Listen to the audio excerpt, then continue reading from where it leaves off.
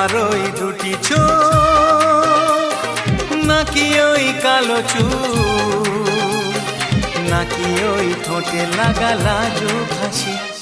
এ বলে আমায় দেখ ওরে, ও বলে আমায় দেখ, এ বলে আমায় দেখ, ও বলে আমায় দেখ, তোমাকে পেয়ে আমি দারুণ খুশি।